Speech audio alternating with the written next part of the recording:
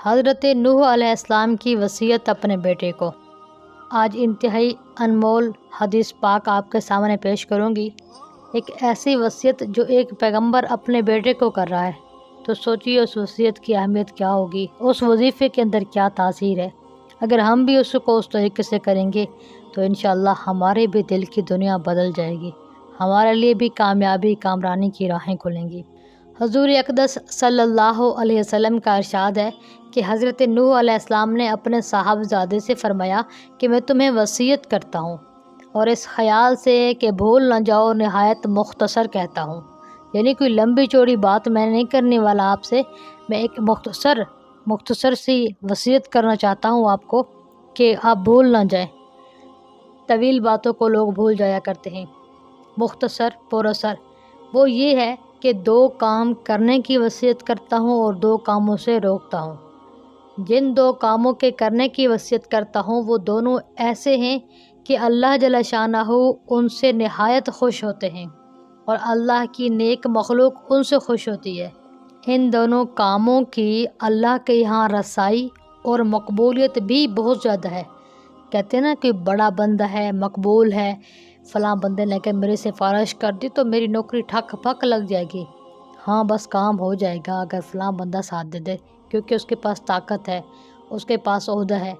یہ وہ کام ہیں جو اللہ کے یہاں بڑے طاقتور اور پاورفل ہے، مقبول ہے اللہ کے یہاں۔ کون کون سے ہیں؟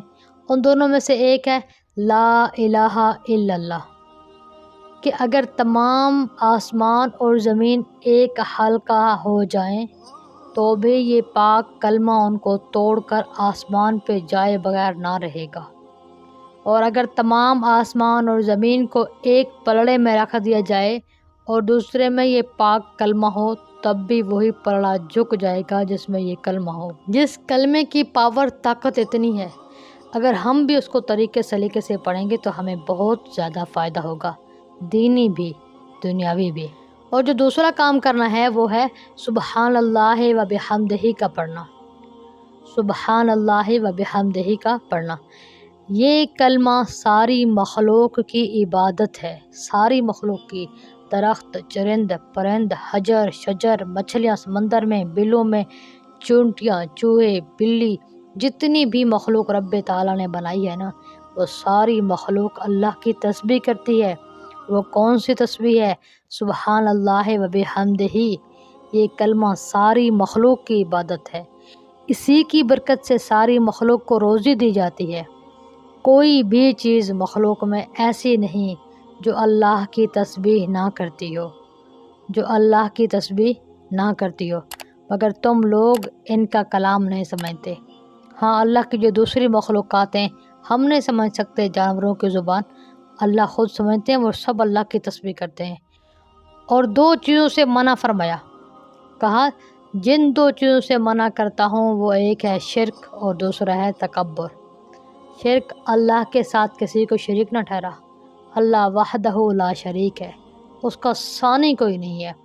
تو ہر ایسے کام سے بھی اپنے آپ کو بچائیں جس میں ذرا شرک کا شبہ ہو، اپنے آپ کو خالص موحد بنائیں، اللہ تعالیٰ کی توحید کو ماننے والے بن جائیں۔ اور ایک ہے تکبر، ہر چھوٹے بڑے کام کرنے کے بعد انسان کے اندر انا کا تھوڑا سا مادہ پیدا ہوتا ہے، ہاں بھائی میں نے یہ کام کر دیا، بڑے کمال والا ہو، ایسا کر دیا میں، یہ جو میں ہے نا، یہ انسان کو ناکام بنا دیتا ہے۔ اسی لیے اپنے آپ کو تکبر سے بچائیے، غرور نہ کریں، بڑی کامیابیاں حاصل کر رہے نا، ھذا من فضل ربی، یہی کہیں یہ تو میرے رب کا فضل تھا، کرم تھا کہ اس نے مجھے اس مقام تک پہنچایا، ورنہ میرے ہاتھ میں میری بس میں تو کچھ بھی نہیں تھا۔ ہر کامیابی پر بھی اللہ کا شکر ادا کریں، اللہ تعالیٰ آپ کا ساتھ دیں گے۔ تو یہ 2 کام ہیں، شرک اور تکبر۔ ان دونوں کاموں کی وجہ سے اللہ سے حجاب ہو جاتا ہے، اللہ کے حجاب کا مطلب رکاوٹ، پردہ، تو پھر ہم اللہ کے قریب نہیں ہو سکتے۔ شرک بھی کریں گے اللہ کے ساتھ، تکبر بھی کریں گے۔ ایک حدیث پاک میں آیا، اللہ فرماتے ہیں تکبر جو ہے نا یہ میری چادر ہے، جو بھی اس کو مجھ سے کھینچنے کی، مجھ سے چھیننے کی کوشش کرے گا نا، میں اس کو اوندھے منہ جہنم میں ڈال دوں گا۔ تو لہٰذا حدیث پاک کا مفہوم تھا یہ، لہٰذا اپنے آپ کو ان کاموں سے بچائیے۔ اگر ہم شرک اور تکبر کریں گے، ان دونوں کی وجہ سے اللہ سے حجاب ہو جاتا ہے اور اللہ کی نیک مخلوق سے بھی حجاب ہو جاتا ہے، پھر ہم اللہ کے نیک بندوں کے بھی سے دور ہو جاتے ہیں جو ہمیں اللہ تک جوڑنا چاہتے ہیں، جوڑ سکتے ہیں۔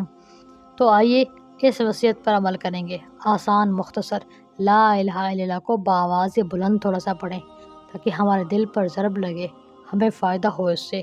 سبحان اللہ و بحمدہ، ہر کام کرتے ہوئے، اٹھتے بیٹھتے چلتے پھرتے، ہر کام کرتے ہوئے اس کلمے کا ورد کرتے رہیں، اجر پائیں گے انشاءاللہ۔ ذرا توجہ کے ساتھ، دل کے ساتھ پڑھیں گے تو دل کو نورانیت ملتی ہے، روشنی ملتی ہے، اور جب شرک اور تکبر کو چھوڑ دیں گے انشاءاللہ اللہ کے ولی بن جائیں گے۔ امید کرتی ہوں یہ انتہائی عمدہ اور پیاری حدیث آپ کو بہت پسند آئی ہوگی۔ اس کو شیئر کیجیے گا، ہمیں دعاؤں میں یاد رکھیے گا۔ شکریہ۔